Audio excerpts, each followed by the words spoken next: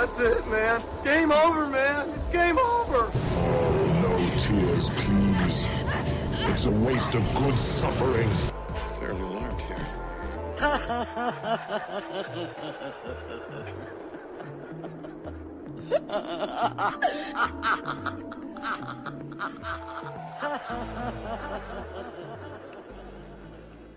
Welcome to MOTN Reviews. This is Masters of the Nerdiverse Reviews, where we take a look at some of the shiniest cinematic supernovas the Nerdiverse has to offer, and some that are not so brightly lit.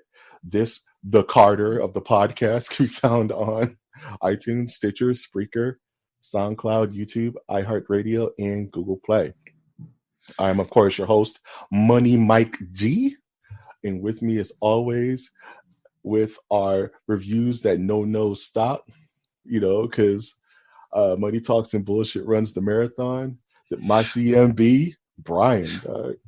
We taking over the Carter? Yes, we taking over the Carter. What up? What's going on, ladies and gents? I am hyped. What's going on? Man. Excellent. We're going to do this podcast game like Beirut. If they ain't get down, they're going to be living hostages, dog. Correct. It's always the best. Every single minute, there's a line. Okay, we got to keep it together Okay. If you haven't saw the images or know what this podcast is about, today we talking one of my quintessential. It sounds horrible, but one of my quintessential childhood movies, New Jack City, dog. Dude, what y'all know about just a whole generation that's never seen New Jack City, dog? It's like, do some of y'all even know what New Jack City is? Have you even heard of it? Like, when I say the word Wesley Snipes, it's the only thing that comes to mind, tax fraud. Because once upon a time, this dude, bruh, like before Blade. You know what got me hyped for Blade? When my dad walked in the house and said, Nino Brown is playing Blade. I was like, word? Let's go.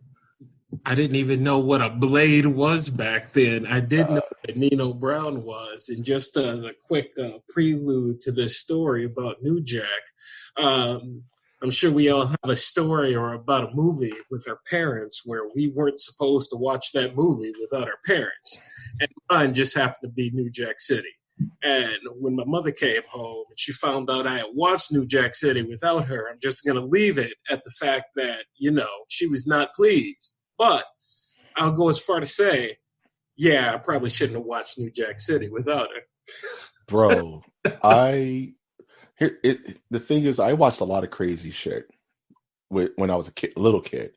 Like a lot of stuff I shouldn't have been watching. Like if anybody listens to this channel knows, I was into Hellraiser as a kid. I was into RoboCop as a kid, right? And the other formative movie that I just wasn't ready for, that went right over my head growing up, was New Jack City, dude. It's one of my dad's favorite movies. So he used to quote it all the time, like around the house. You know what I'm saying? like this shit was funny. And me being like 10, 9, 13, it just burned into my brain. Like I've never seen nothing so wild in my life outside of this movie, dude. It's literally the Black RoboCop for me. Like, I forgot just how badass like Ice-T was, man. Bro, dude, I like as soon as it started, and after the Nino Brown. Well, you better hit your intro then. Let's hit the intros, dude. We just went over like our impressions of this film, and if we want to talk characters, we can start with the introduction of Nino Brown, dog. The introduction of this movie, it's like RoboCop, dude. It's so out of control. The whole movie from start to finish is out of control. It's like a fantasy movie, dude. It's so crazy. Like you start with seeing like this white dude being hung by his ankles on the Brooklyn Bridge, You know what I'm saying? Screaming for his life.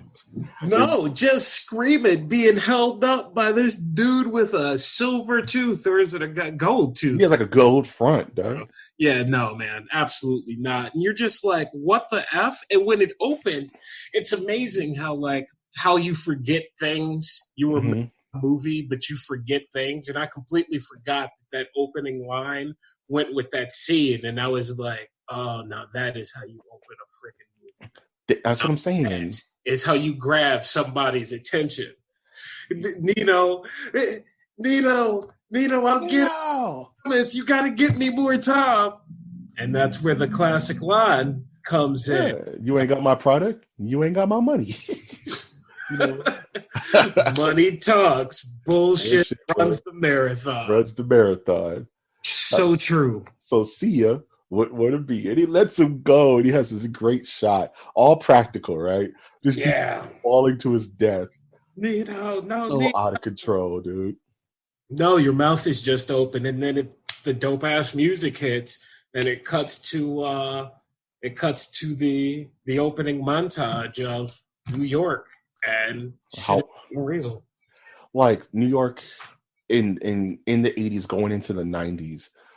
The 70s was just the crack epidemic, real life stuff. You know what I'm saying? Like, this movie is hyperbole out of its ass, but there's a lot of realism to this film.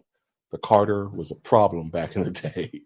New York, California, cocaine, crack destroyed the communities during the Reagan era.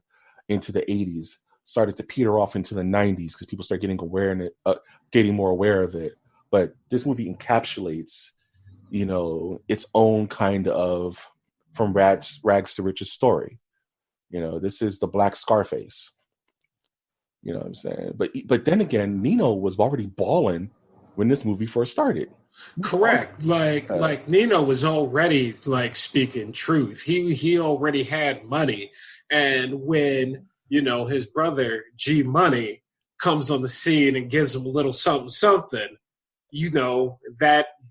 That changes everything. And this takes place, I think it opens in 86. Like 86, 87, something like that. So, I mean, when you think about it, that was right before it got crazy.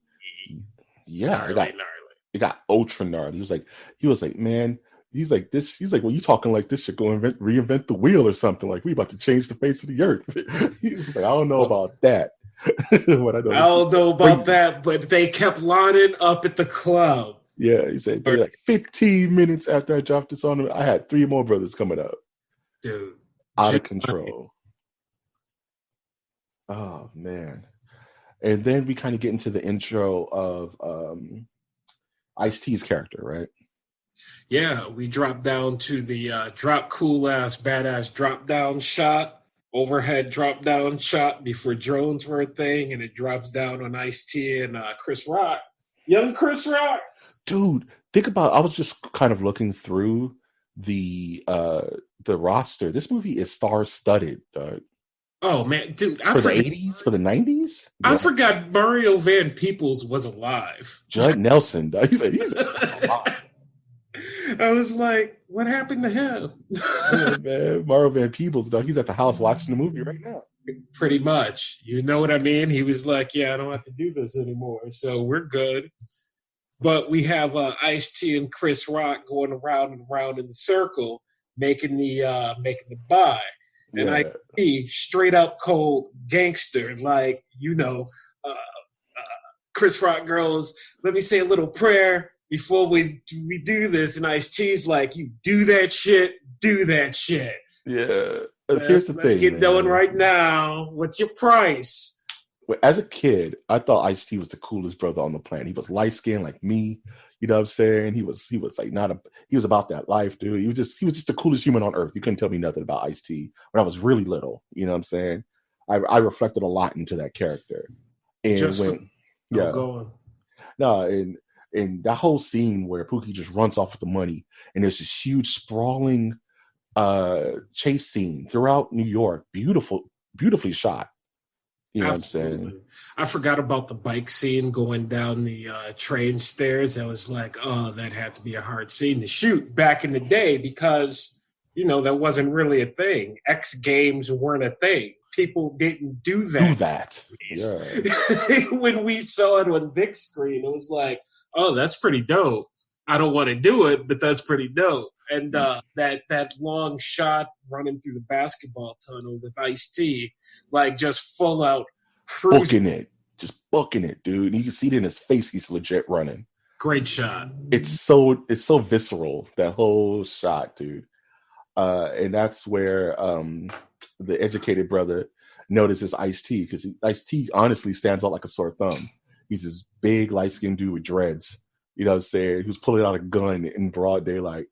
Speaking of broad daylight, I want to talk about the scene where right after Nino Brown kind of declares that the game plan is going to be taking over the Carter, right? Which is the Carter itself is, the way it's constructed is the scariest looking project I've ever seen in my life, dude. It's like there's one way in, one way out. You know, it looks unreal. You know what I mean? I don't want to live there. Right. The building itself looks insane, you know? But, and I guess it was different having fully grown adult Brian as I'm watching this movie. I'm looking at it with a different eye at the age of 40 than I did when I was, 12. Yeah. And I'm like thinking about this building. I'm like, oh, that's just a giant fire hazard. Yeah, everyone's going to die, dude. Everybody's going to die. You know what I mean? Yeah, it's insane. Like I was looking at the blueprint, and then you see aerial shots of it. I'm like, this shit is scary looking, dude. But it's big brick. It's like a Borg cube. That's what makes Nino's character so cool, and what would be awesome. And I don't think we've ever even talked about doing a top 10 villains list. But for the love of God, if you were to roll up Nino Brown in like Dungeons and Dragons or like a badass like RPG. Yeah, he may get you, dog. Nino Brown may get you, bro. That dude his intelligence is off the chain. Yeah. And why he picked the Carter, because it was a strategic positioning, which no one was trying to hear except for Pablo Escobar, and he was just flying planes and shit. Yeah, man. Nino brought a whole new dimension to the game at that time. No one was thinking about that. He's like, these walking the streets shit is over, dog. We're going to have a centralized spot where we conduct business and get the money, dog. And we have an office building. And that's when he was like, well, what about the tenants? He was like, fuck the tenants, man. We're going to go in there, we're going to run in. Anybody who don't get down, go lay down. And or they'll be live-in hostages, like I was mentioning earlier. Like it's insane. Live-in hostages, like Beirut. My dad's favorite part of the movie, he would kill me if I didn't mention this, is where they decide to take out that Rasta dude out in front of the Carter. And what's his name? G Money. He was like, "Hey, bro, come here. I need to talk to you." He was like, "Your services are no longer required amongst the brothers." He was like, "What the bumble clout? Why?" Homegirl just jumps out the car and blows his brains out on the street, dude. On the street. It's the most graphic shot in the whole movie.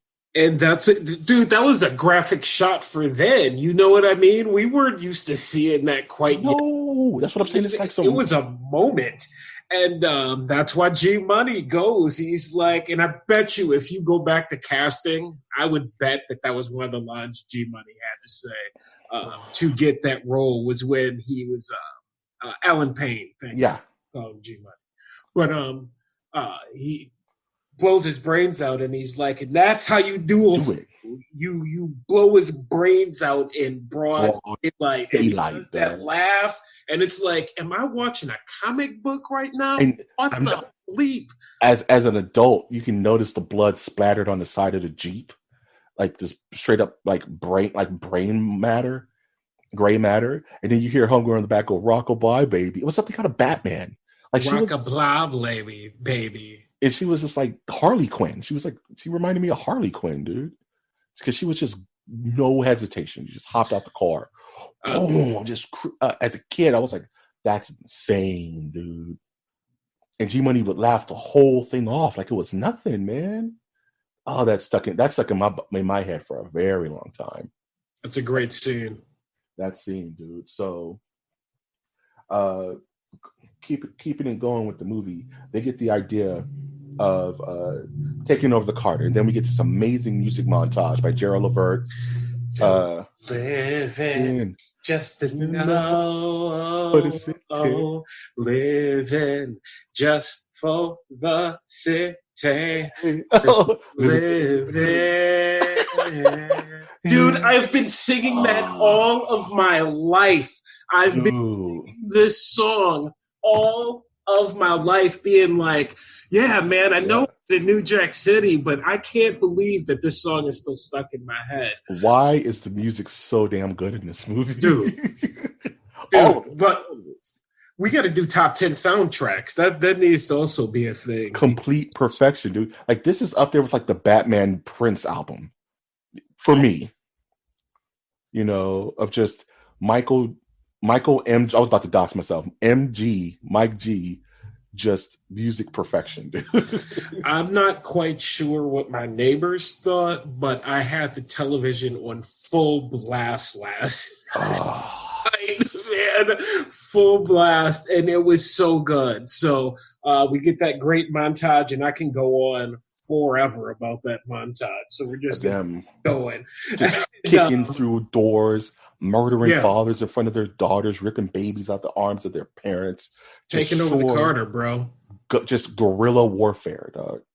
Taking over the Carter. Then you start seeing the drugs start pumping. And this is over a 3-year span. So it took like 3 years for Nino to get ensconced, you know, for it to actually be settled. Like, no, this is the Carter, you know what I'm saying? Right. You know, he has made himself a fully functional drug den.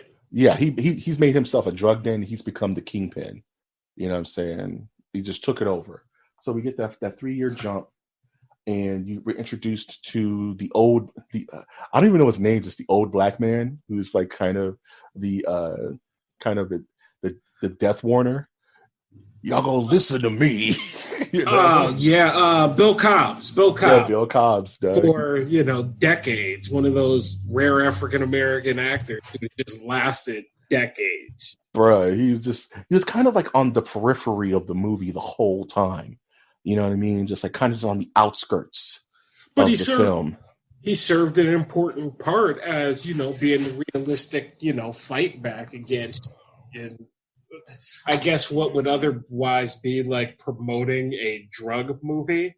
I mean, without that dude, this comes across as a fairly like, hey man, let's go get do it. Why aren't we doing this? Yeah, why aren't we doing this? We can do this. So, Bill Cobbs was there as the realistic, hey, drugs are bad. Bruh, and he as ruthless and as ambitious as Nino Brown was, Bill Cobbs grounds it as being as staunch and like just being the absolute opposite end of that. You're poisoning your community. You're a soothsayer, man. What did he call him? He was like interloper.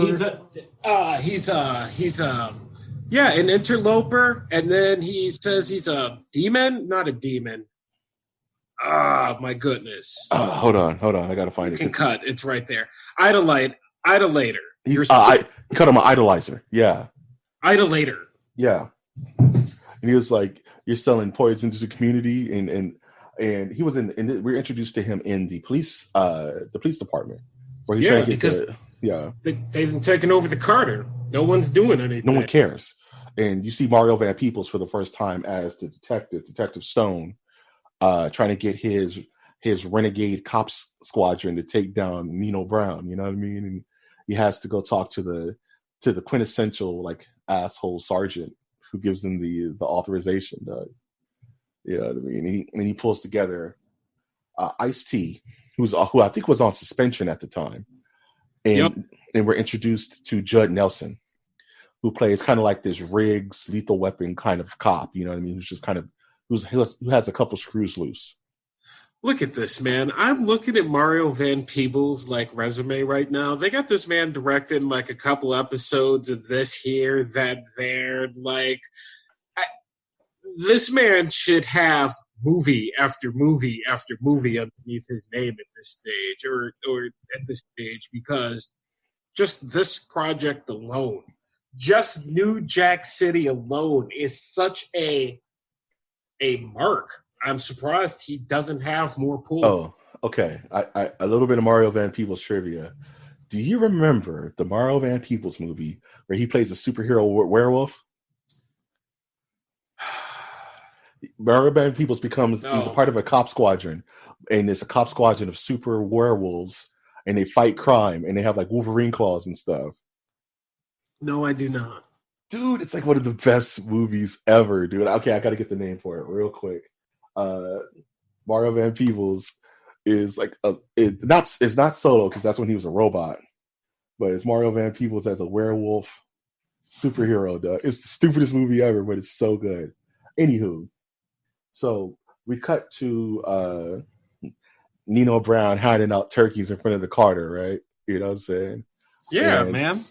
And one of my holiday turkey. My dad was one of my favorite dad's lines. Like, I don't believe this man trying to purchase the urban consciousness. It's like I'm not with any of this, man. That's exactly what he does. And now we see Chris Rock, who years is later, right? Full-fledged crackhead, and to date, probably the best crackhead I've ever seen on screen. Is it bad to say he's the quintessential crackhead? I don't know. Is Dave Chappelle a better crackhead in his skit? I don't know, man. I felt worse for Chris Rock than I did for Dave Chappelle. Oh, Chris Rock, you just feel for in this movie, man. Because Chris Rock wasn't jumping through walls like the Kool-Aid Man, though. This dude was defeated. No. Tyrone Biggums was unhuman, dog. I want some crack. He's just jumping a window.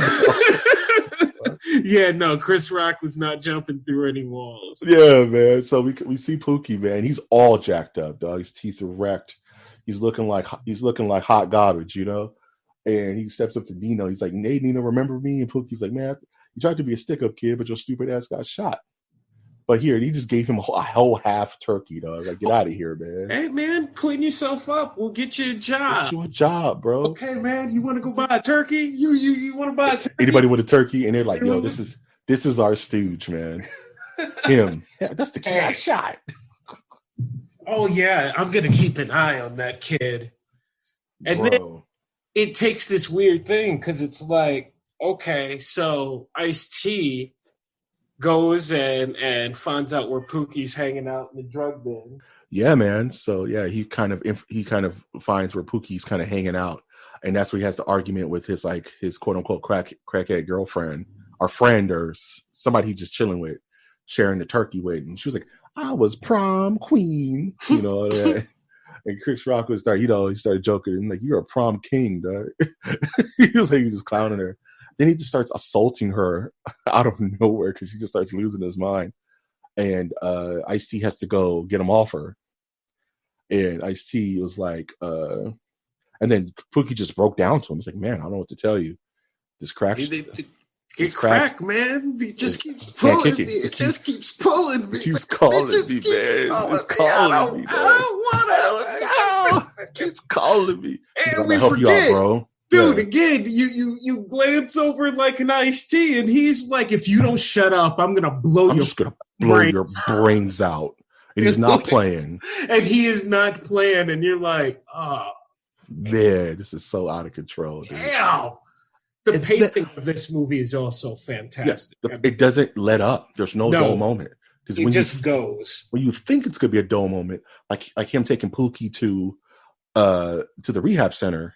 You're like, okay, it's going to be a slowdown. But no, the rehab scene is one of the most terrifying scenes in film to me because it's so not even like glorifying it. It's not even making it look scary. It's just real. It's him detoxing. It's him going to the meetings. It's him almost falling off the wagon. You know, it's one of the most craziest montages in the movie.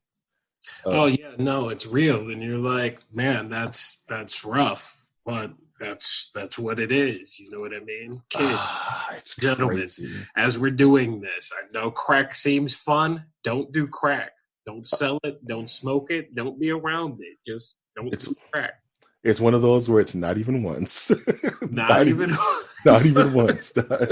Correct. There's a couple of drugs out there that is legit not even once. Like, don't even play like you're going to do it. If this is a PSA, this movie is a PSA that drugs are bad, okay? Don't do drugs, okay? So Pookie gets back on the men. He heals up just nice. There's a running montage where him and Ice-T gets him back on point. And so Pookie decides, like, man, I want to help you bring Nino Brown down, man. I can infiltrate. He already said I can get a job.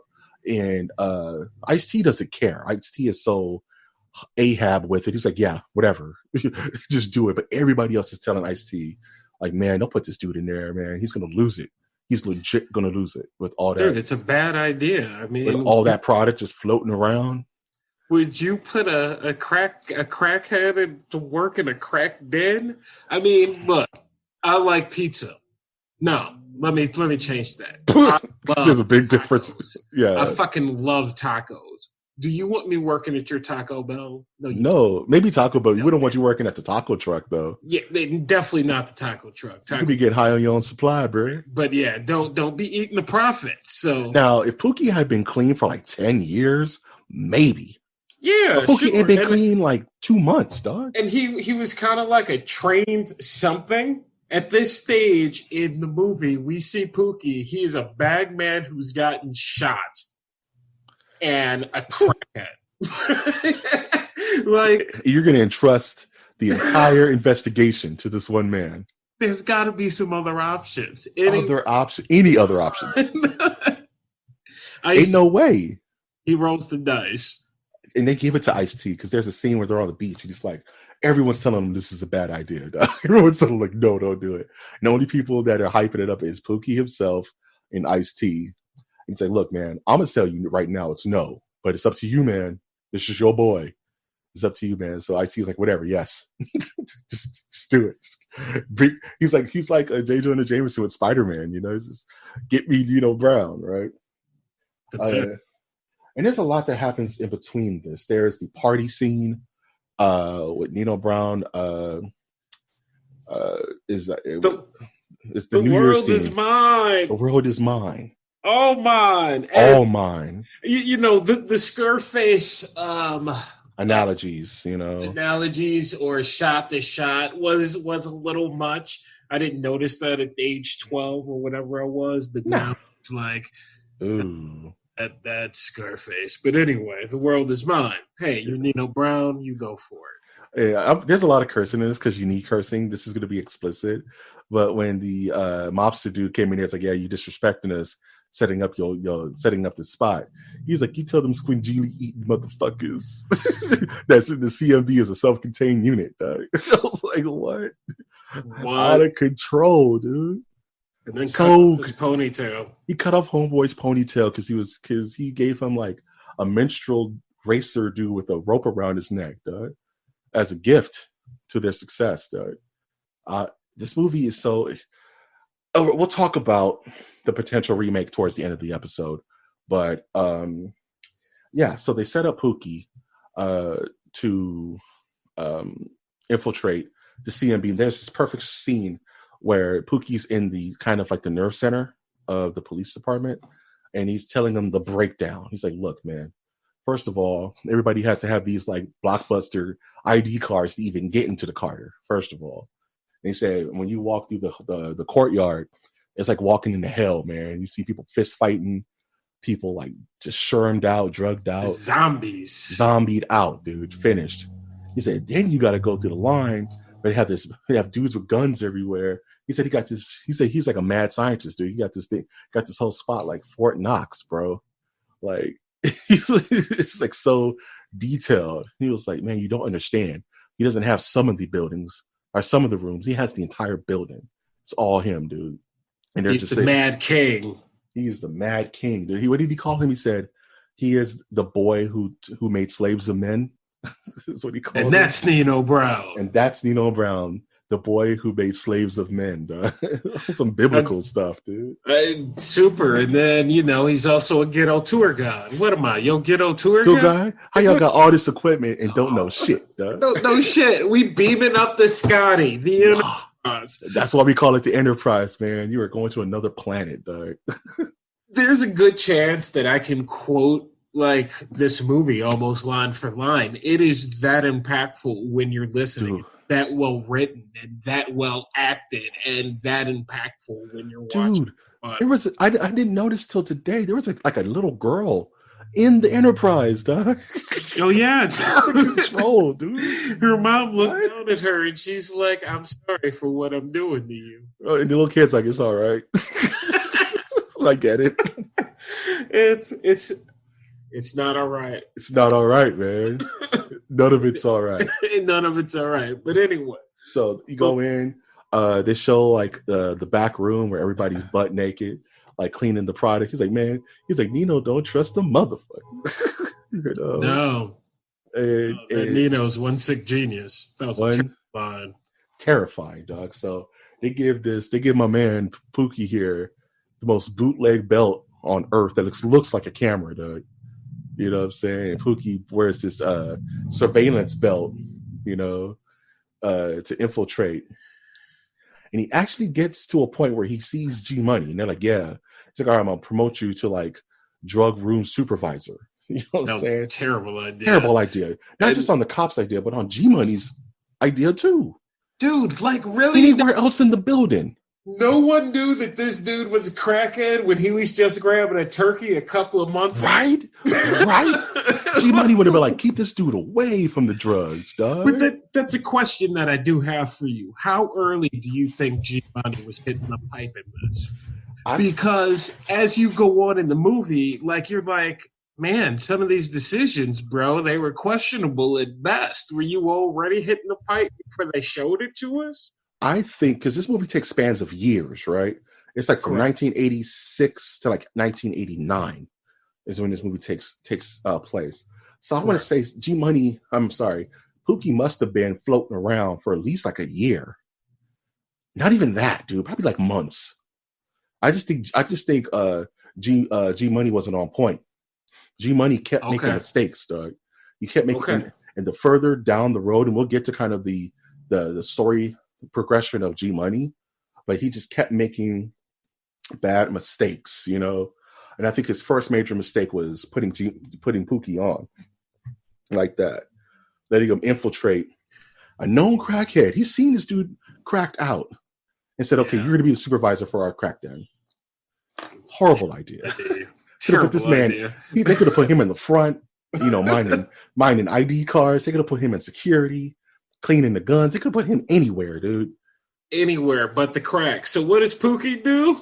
Smokes crack. He smokes crack. He falls off the wagon in this weird, like Friday the 13th, like Nightmare on Elm Street, like dream sequence where he finally gives up the ghost and he just hits the crack rock and like lightning strikes. Honest to God, this movie's probably why I never smoked crack. At all. When you get down to it, you look at that little montage scene, the Friday the 13th skeleton thing that's going on there with all the pressure. It's like, dude, I don't want this drug. I don't want this at all, man. As a kid, I didn't want to do it. as a kid, that scared me right straight. Like, that's what happens? And you'll be in class and they're talking about Dare. I'm like, I don't care about Dare. Watch New Jack City, man. This will scare you super straight. There's a couple of other those movies floating around out there. But yeah, like Requiem for a Dream, baby. I was thinking of it. Ooh, yeah, that's one. But anywho, so Pookie hits the crack rock. He's back in effect, right? So the next day, he goes to work the next day, and he's pop locking and cracking jokes and just acting non-professional, dog. Yeah, man, he's good to go. He's feeling good. He's got the he's on the Enterprise. He's on the Enterprise in the building, so everybody's noticing like, yo, you need to relax, dog. And Pookie's doing too much extra, and they ham him up. And then they find the belt. They're like looking into it. It's like, kill this motherfucker. He's like, Scotty, hell. And then we have the siege of the Carter, right? And it was Scotty, help me, I'm gonna die. I'm gonna die. You're like, yeah, you are, bro. Yes, it's over, right? Like, these dudes, this was not the plan. Dude, this was not the plan. Was a bad option. Dude, like, if it would have took me right out the movie if Pookie survived. It would have took me right out the movie. When they showed the part where he died, I was like, man, I forgot all about that. No, I thought he survived. The way they do it is so smart, right? Judd Nelson had his one cool line when he's like, "Let's go." Yeah, right. It's like Ice-T walks up on him, and all you see is his corpse. and like a bomb just sold into his clothes, Doug. It was kind of weird looking because it's all half lit, you know. And then there's that quintessential movie bomb scene where they have to defuse the bomb, which is Judd Nelson's shining moment, right? And they defuse the bomb, and you can't even. So much is going on that you can't even click in your brain that Pookie's dead. You know, like, yes, Pookie's dead, but it's also a bomb that has 30 seconds on the timer that's going to blow up the whole building inside of Pookie. Like, some horror movie stuff. And they defuse the bomb, and you didn't even have a minute to process what's going on.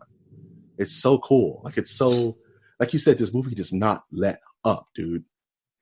You know what I mean? I was trying to be distracted. It was not allowing me to be distracted. I was like, just one scene after another. Man, this is really good and kind of Cash Money Brothers, Doug. CMB. We got. So we have the aftermath scene with Nino Brown walks in with the rock roller wearing all black, right?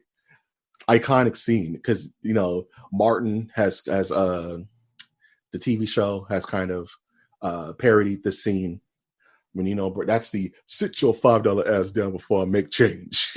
Correct. Who fucked up? No one got nothing to say? Nobody? Man. Dutta Man. What happened? Nothing? Keisha? What happened? This is crazy. All y'all here? Nobody got nothing to say? G Money. I know you got something to say. Oh, if you could see, just like brushing off my clothes, I'm just kind of smooth sitting here. I know you got something. I know you got something to say. He was like, if you were like doing your job, he was like, what? Say that again? And he totally like fathered this dude. You know what I'm saying? Well, to be fair, you know, he took his girl along with, you know, it was G Money's product. It was G Money's idea. Yeah. Nino was the strategist in all of it, but you know, Nino, but G Money was the catalyst. Correct. He just wanted a little more respect. That's what I'm saying. And fuck that last down before I make change. Played him in front of everybody, cut his manhood just right at the neck, Doug. Just finished. And then he stabs like Keith Sweat. Not Keith Sweat, but I'll be sure in the hand. Because he was like, because G Money said, well, it was idea to put him on. And he was like, I didn't like your pretty ass anyway. He's like, he stabs him with his cane sword, dog, which is an alluding to Blade. And then chokes him out with a chain. And then he pretty much almost kills him. And that's when Nino Brown's girlfriend, which is Homeboy's cousin, starts kind of not messing with him like that no more. You start seeing her kind of giving him the side eye because Nino's a little bit too friendly with the rest of the ladies. You know what I mean? Oh, well, you know. You know. You know. I mean, it's a gangster flick. Nino is what he is. Yeah. And then Nino's like, this super can't happen again. Like at all, dude. Yeah, no, this was a mistake. And I mean, if you have a brother, you're like, man, he's not happy right now. Like, and Nino was serious as he wipes blood on his shirt. But at least he gave him another chance. But then that also propels, and after that is when G Money started hitting the rock himself. I now pronounce you man and wife. You may kiss the bride. Yes. What is happening, dude?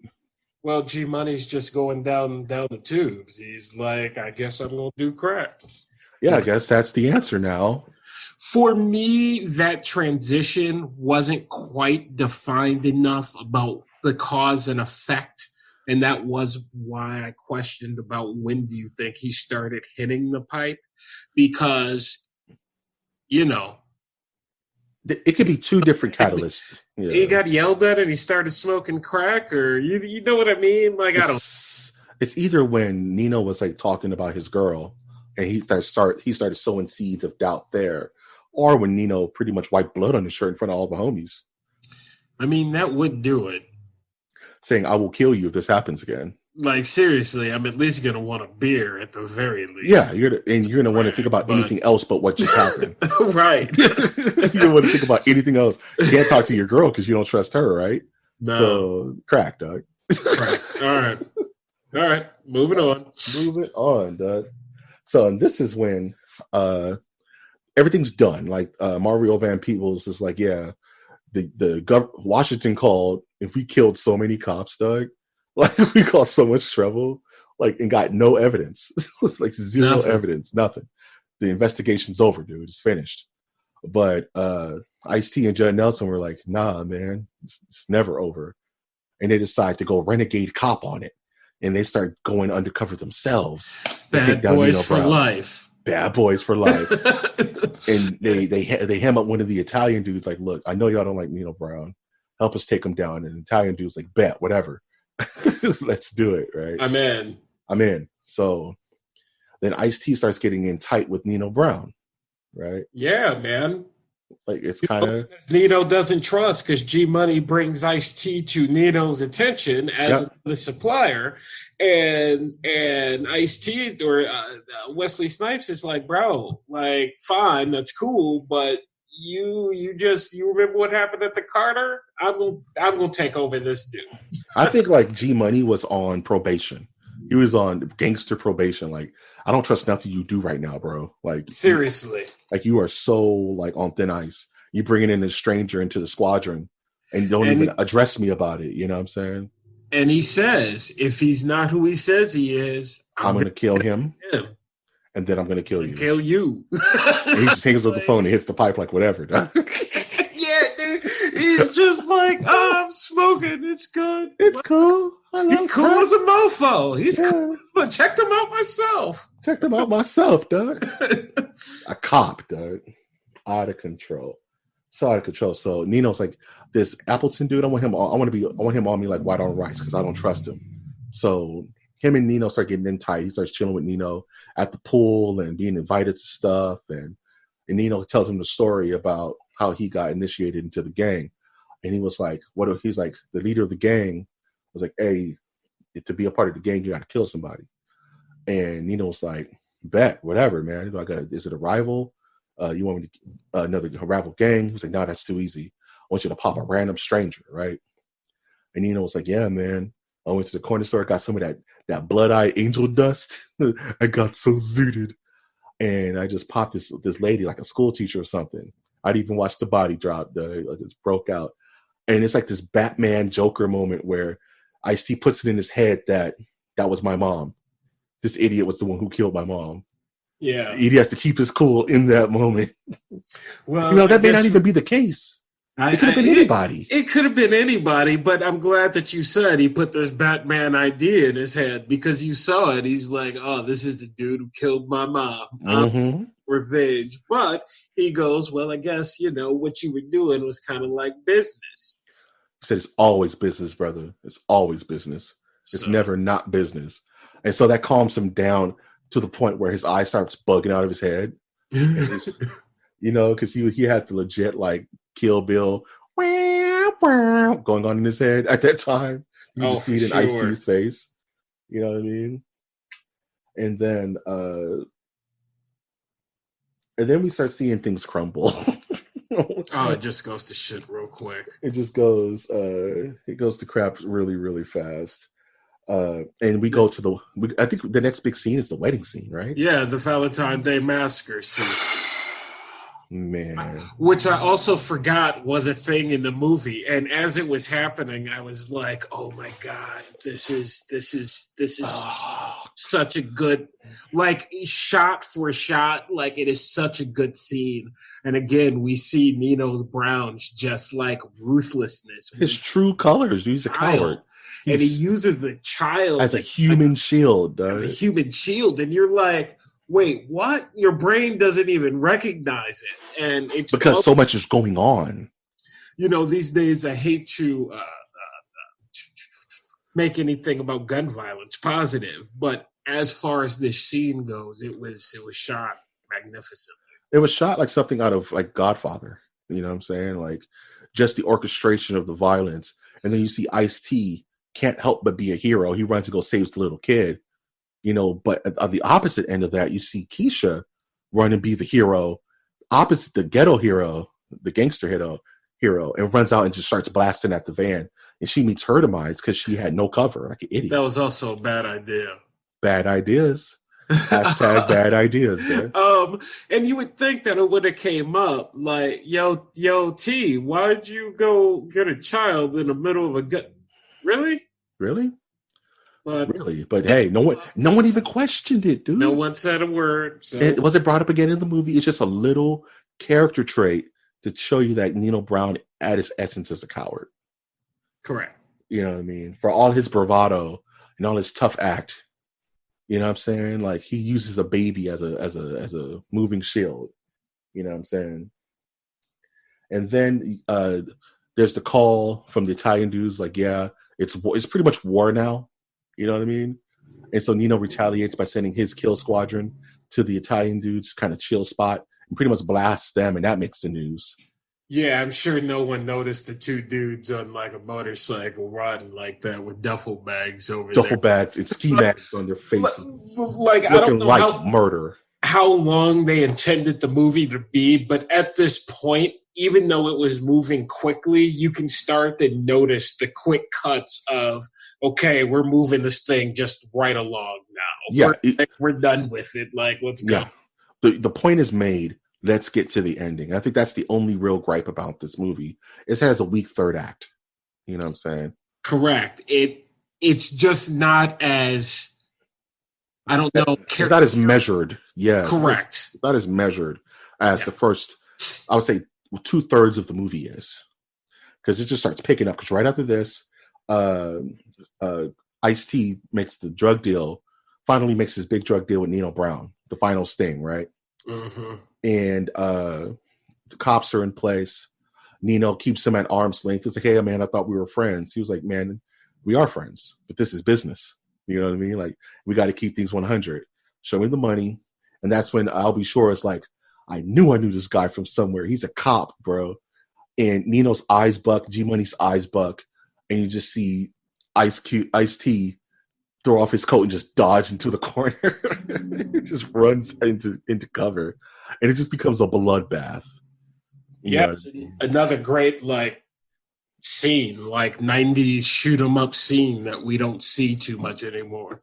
Everybody has a cool moment. Nino Brown's running around like a ninja, assassinating people with like a switchblade. What was that movie that he did with Tommy Lee Jones?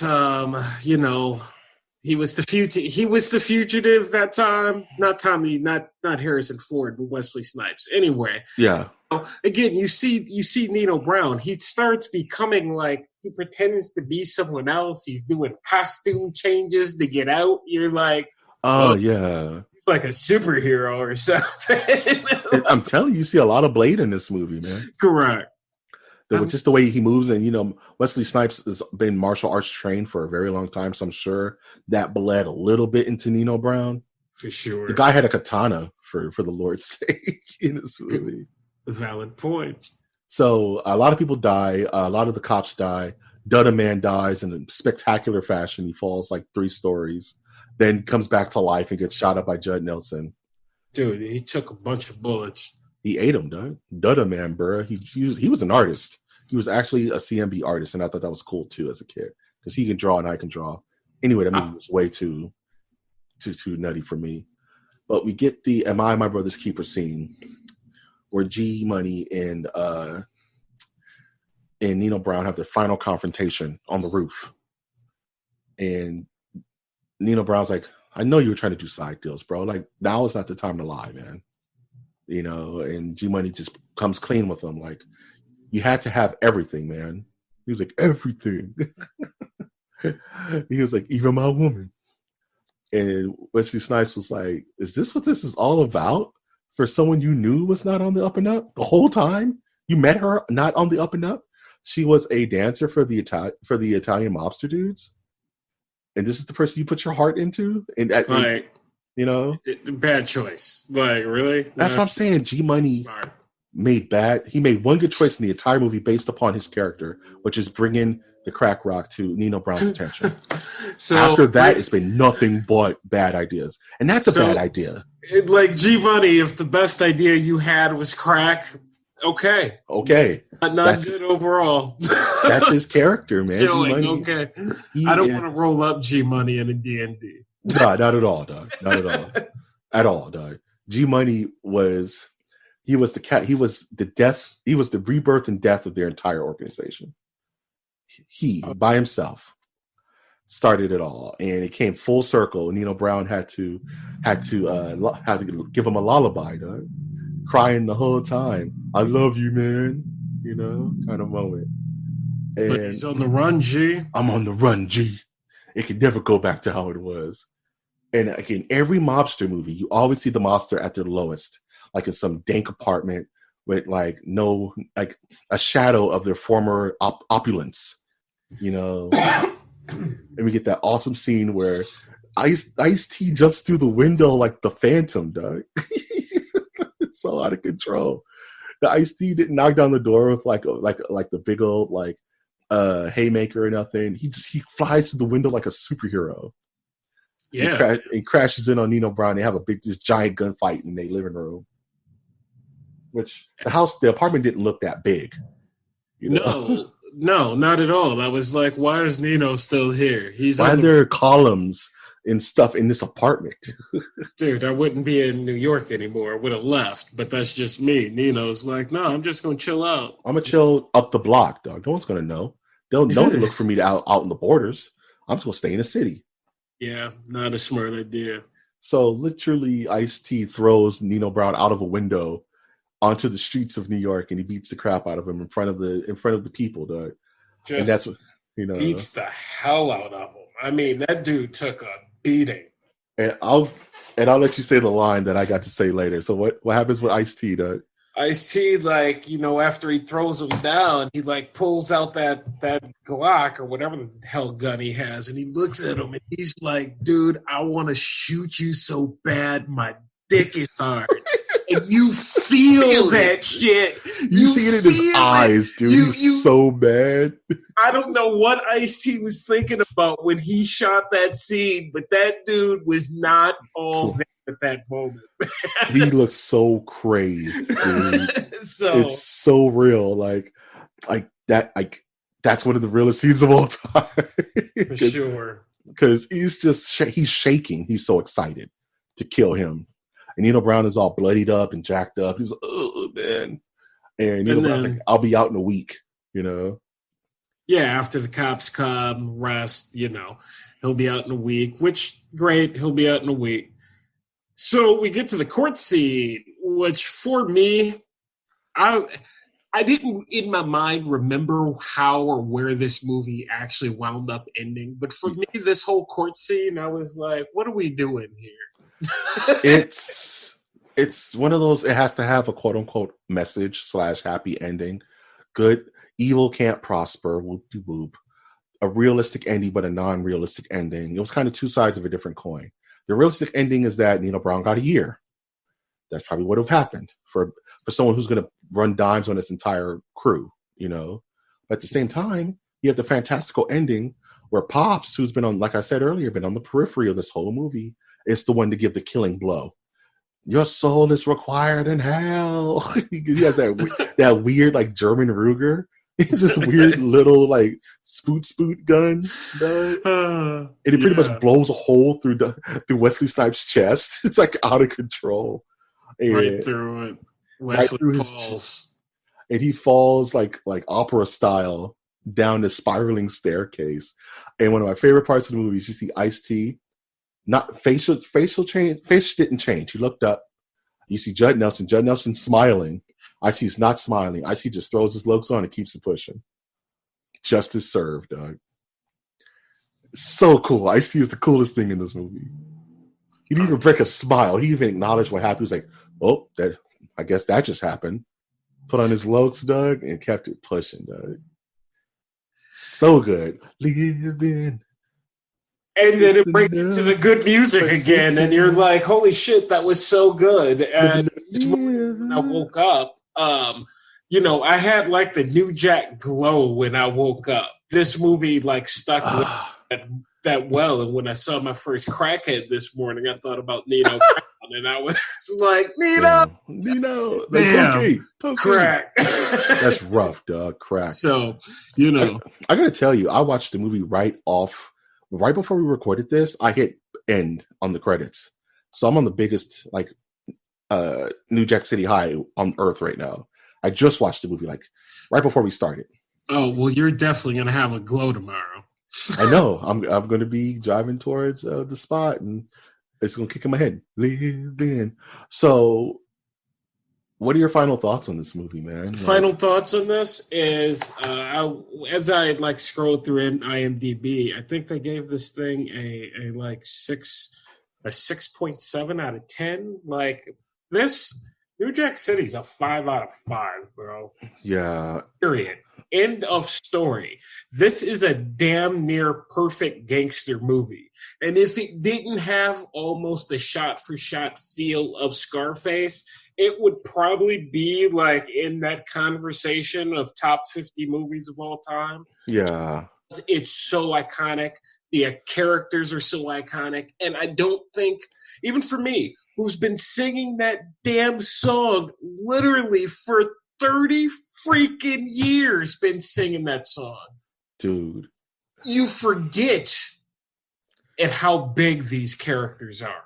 How big this world is. Like how big. I forgot how insane this movie is. Like the action is insane. The concepts are insane. The characters are larger than life. All the characters are larger than life.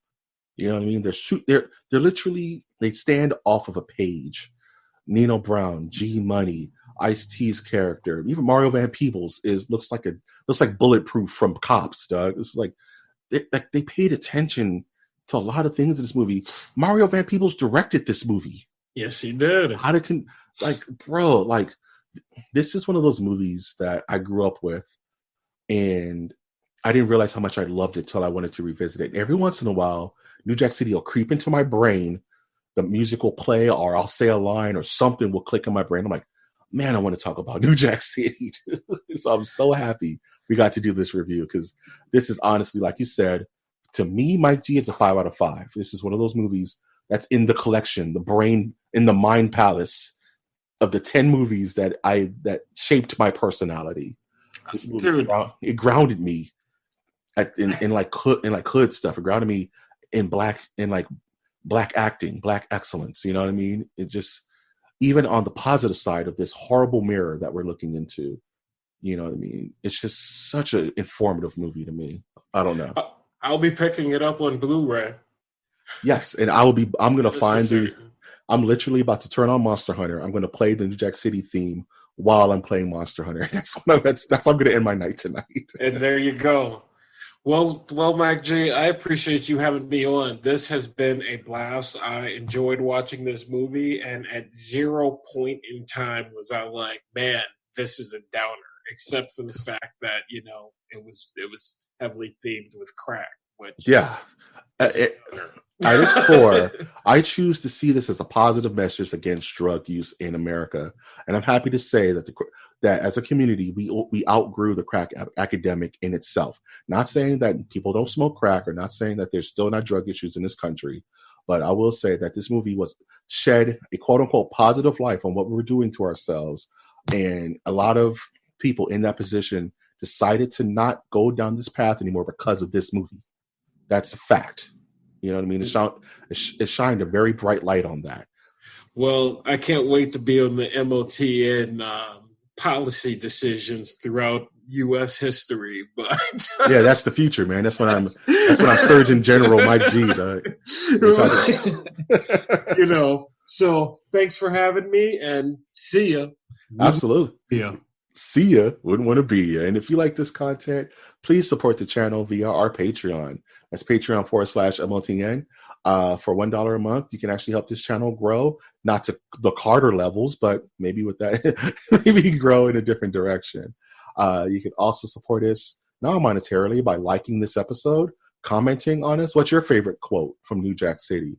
What's another old school movie that you would love for us to review. Let us know in the comment section and subscribe to our channel. We're going to be doing more MOTNs. We're going to be doing a lot more reviews, a lot more top 10s. There's a lot coming down the pipe for this channel, which we're all very excited about. I've been, of course, your host, Mike G, and I want to thank you so much, Brian, for being a part of this episode. Thank you. And we will always ask you to look towards the skies. Look towards the skis.